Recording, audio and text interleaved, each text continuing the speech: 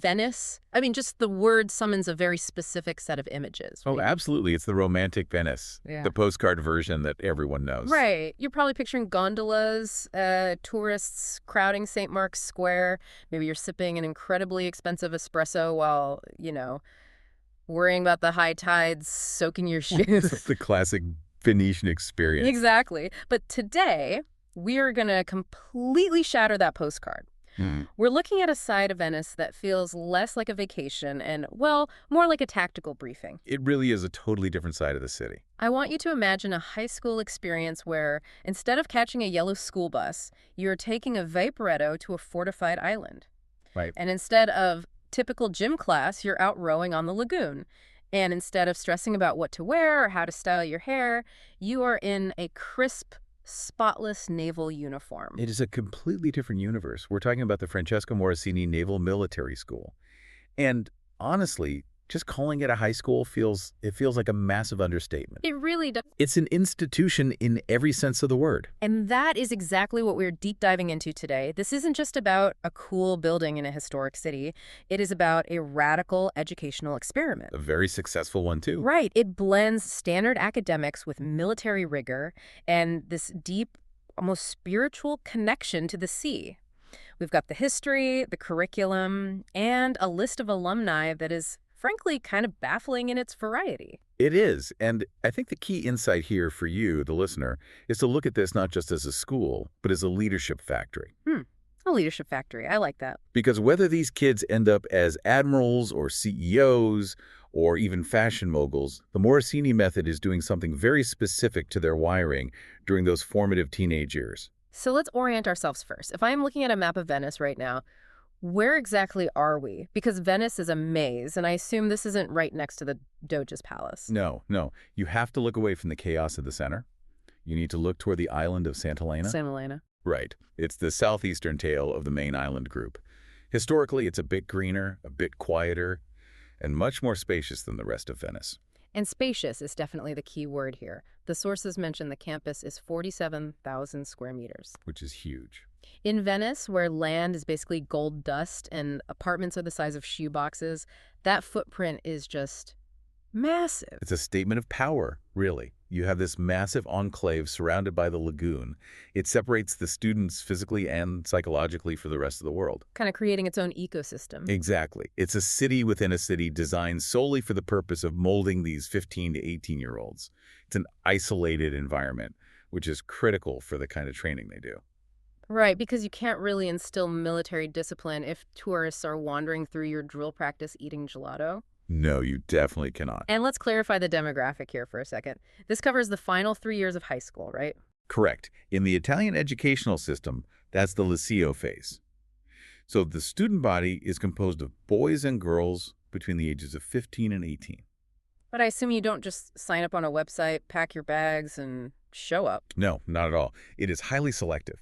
That's You have to, the documents phrase it as positively pass an admission process. Positively pass. That sounds intense. It is. This is the first filter. Yeah. You have to actually want to be there, Yeah. and you have to prove you can handle the academic and physical pressure before you even step foot on the island.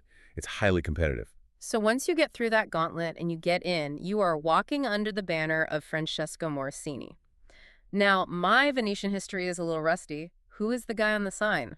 Why is he the patron saint of this place? This is a great question because names really matter in military tradition. They aren't just labels, they're aspirations. Okay. Francesco Morosini wasn't just a politician. He was a doge, which was the leader of the Venetian Republic.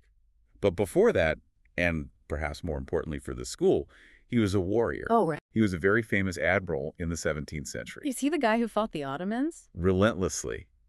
He was actually known as the Peloponnesiaco for his conquests in the Peloponnese. Wow. Yeah, he was a man of action. A sea captain who eventually became the head of state. So by naming the school after him, they aren't just honoring some bureaucrat.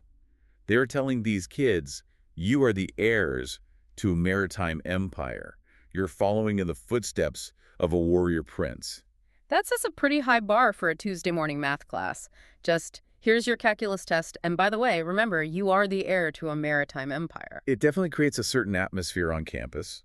Yeah. And that brings us to the curriculum itself, which is a fascinating hybrid. Yeah, let's get into that. Because it's not just marching around in uniform. No, academics are rigorous. You have civil teachers handling the standard Italian high school subjects, so that's Latin, math, history, literature. Because they still have to pass the national exams just like everyone else. Exactly. They have to be ready for university. But then you have naval officers fully integrated into the faculty. so you're learning Dante's Inferno in 1 hour, and then what? Navigation? Structure, discipline, and yes, serious maritime skills. The mission statement in the sources is actually quite poetic. It says the goal is to promote interest and love for life at sea. Which sounds nice on paper. Right, but in practice, that means getting wet. It means physical exertion in the elements. The source material specifically lists sailing, rowing, and swimming. And these aren't just weekend hobbies here. At my high school, if you were on the rowing team, that was kind of a niche early morning thing. Sure. Here, it sounds mandatory. It's vocational. In a normal school, rowing is a club you join for fun. Here, rowing and sailing are the medium through which you learn teamwork and command. Ah, I see. You can't fake it on a boat. If you don't pull your weight, the boat literally doesn't move. If you don't tie the knot correctly, the sail comes loose. It provides immediate, undeniable feedback on your performance. It's high stakes. Nature doesn't care about your excuses. Precisely. And the ultimate feedback mechanism for all this seems to be the summer term. Oh yes, I saw the mention of the Amerigo Vespucci in our sources, and I actually got a little jealous. It's really the crown jewel of the Morosini experience. For listeners who haven't seen a picture of it, describe this ship, because it is stunning. The Amerigo Vespucci is a massive, tall ship.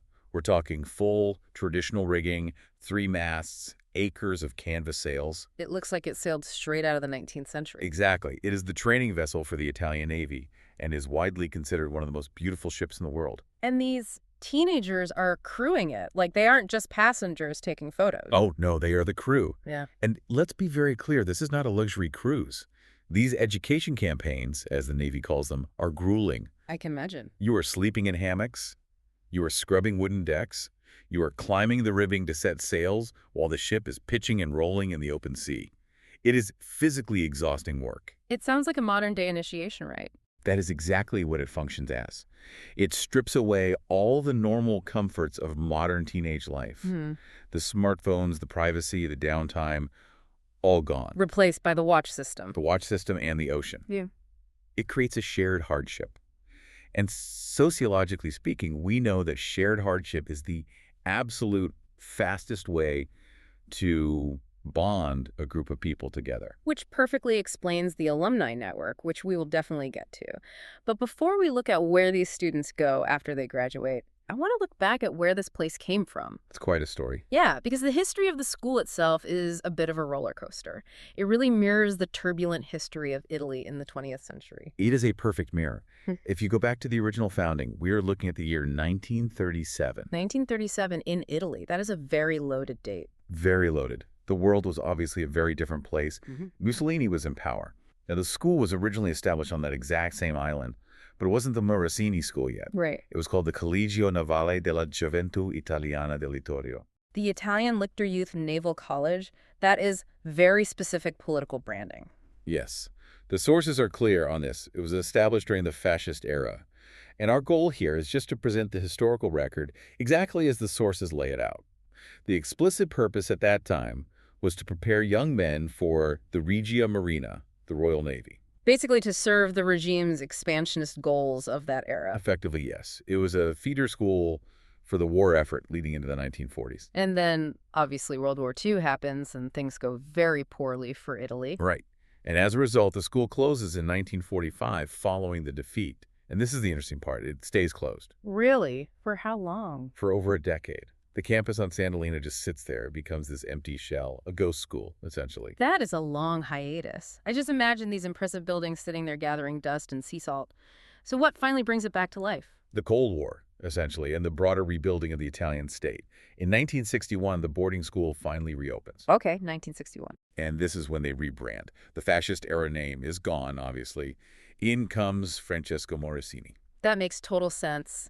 They reach way back into the glorious history of the Venetian Republic to find a symbol of maritime pride that wasn't tainted by 20th century politics. Exactly. It's a smart pivot. You use the deep, centuries-old history to bypass the recent problematic history. Saying we aren't about the 1940s, we're about the 1600s. Right. But even when it reopened in 1961, it was technically just a naval boarding school. It didn't get its current heavy hitter status until much later.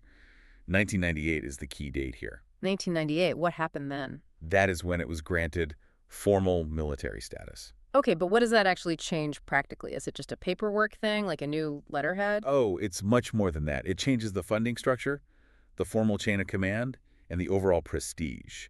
It officially became the Scuola Navale Militare. So it leveled up. Exactly. It's effectively on par with the formal military academy now. It signals that the Navy is fully invested in this institution, not just as a high school, but as a strategic asset for the country. And then, arguably the biggest cultural shift of all comes about a decade later. We touched on this briefly in the intro. The student body itself changes. Yes, 2009.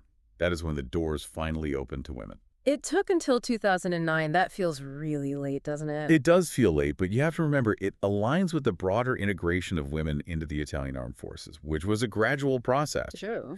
But once it happened at Morosini, it fundamentally changed the dynamic. It's now a fully co-ed military environment. I can only imagine the dynamic of a co-ed boarding school where everyone is in crisp uniforms doing inspections and training on tall ships. Honestly, it sounds like a pitch for a TV show. Well, you aren't the first person to think that. It actually was a TV show. Wait, really? Like a reality show? Yeah. MTV's Real World Venice. No, not quite reality trash. It was a high-quality documentary series. Director Stefano Aleva made an 11-episode series specifically documenting life at the school. That is fascinating. It really captured the public's imagination. It showed the rigorous inspections, the academic stress, the sailing, the camaraderie. Kind of turned the school into a pop culture icon in Italy. Which is pretty rare. It breaks that wall of secrecy. Usually military academies are these closed-off black boxes you never see inside. It's true. But Morosini seems to be a magnet for attention in general. I was looking at the list of visitors in our source material, and it's not just parents coming for weekend visits. No, it reads more like a diplomatic itinerary. Exactly. When you have foreign dignitaries visiting Venice, you take them to Morosini. The big one in the historical records is Jimmy Carter. The U.S. president. Yes, he visited in 1980. Wow. Just imagine the security logistics for a sitting U.S. president on a small island in the Venetian lagoon. It must have been a nightmare for the Secret Service.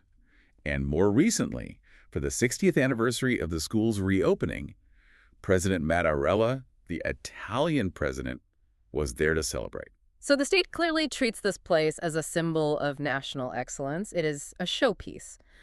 But that brings me to the million-dollar question. Correct. Does it work? We have these kids for 3 years. We put them through the grinder. We put them on the tall ship. We make them wear the uniform and do the drills. Do they all become admirals? You would assume so, right? Uh-huh. You would assume it's just a straight pipeline directly to the bridge of a destroyer. But the data, the actual alumni list, tells a much more interesting story. Yeah, I was looking at this list in the notes, and eclectic is really the only word for it. It is all over the place. It's wildly diverse. Yeah. Now, yes, you do have the military brass. That is the core function of the school, and it works. People like Admiral Luigi Pinelli Mantelli. Who was he? He became the chief of defense, literally the top soldier in all of Italy. Okay, that's as high as it goes.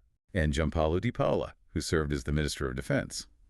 And Admiral Eduardo Serra. So the system works perfectly for the military track. If you want to be a top general or admiral, this is clearly a good place to start. Clearly. But then you pivot and look at the business world. You have Manfredi Lefebvre du Video. He's a billionaire. He built Silver Sea Cruises. Okay, but to be fair, that is still boats. He just swapped the gray naval hull for a luxury liner. He basically monetized the sea. That's a fair point. He stuck to the water. But then, look at Stefan Siegel. Right. The sources say he's in fashion technology. Exactly. Fashion technology. That feels like the complete opposite of a rigid military hierarchy. From naval drills to high fashion. It really does. Or consider Alberto Gallo, who is a major fund manager. These are people operating at the highest levels of high finance and high fashion. And we can't forget the actual royalty on list.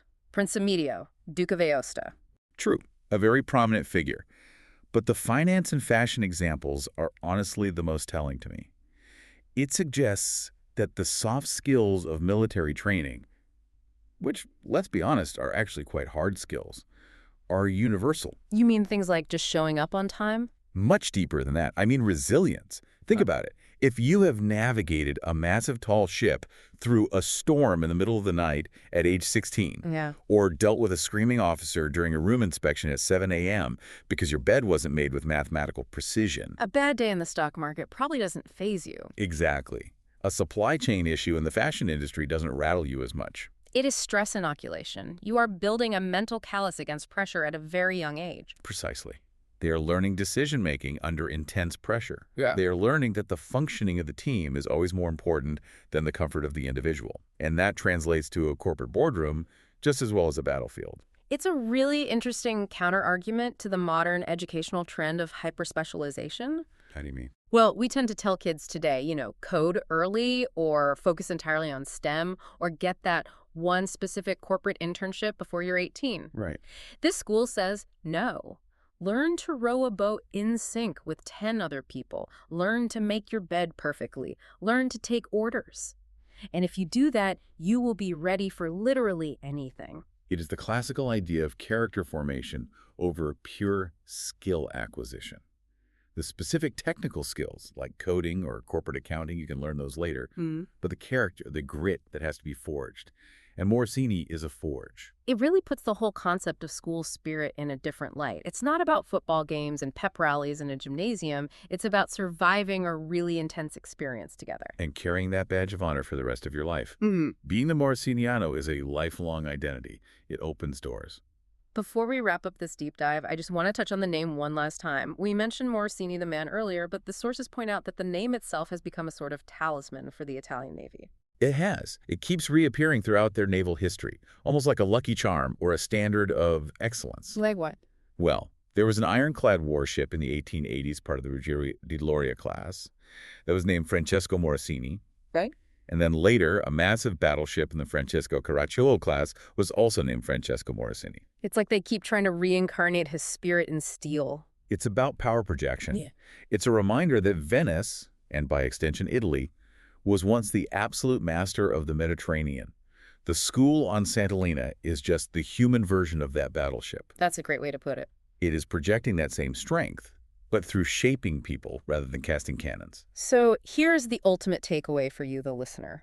We have a 47,000 square meter island in Venice that is effectively a time capsule of discipline, and it is producing billionaires, fashion executives, and admirals in equal measure. It's a stark reminder that environment dictates performance. You put kids in a suburban mall, you get one result. You put them on a historic island with a strict naval code of conduct, you get something very, very different. It definitely makes me look back at my high school yearbook with a little bit of regret. No tall ships for me, just a lot of cafeteria pizza and gym class dodgeball. Well, we can't all be Venetian admirals. Very true. But I want to leave the listener with a thought based on what we've discussed today. We live in a world that is becoming increasingly digital, increasingly remote, and let's face it, increasingly soft in terms of physical requirements for education. Absolutely. We sit at desks, we look at screens. Does the diverse success of the Morosini alumni suggest that we are missing something fundamental? That's the big question. Are we losing the art of building resilient leaders because we have simply stopped asking young people to do hard physical things together? It really is the question of our age. Can you build true grit via a Zoom classroom? I think the Morosini method would say no. You build it on the water, in the wind, and in the relentless discipline of the everyday. A fascinating look at a unique corner of the world. Thank you for helping us navigate the waters of the Morosini School today. It was my pleasure. And to our listeners, thanks for diving deep with us. We will see you on the next one.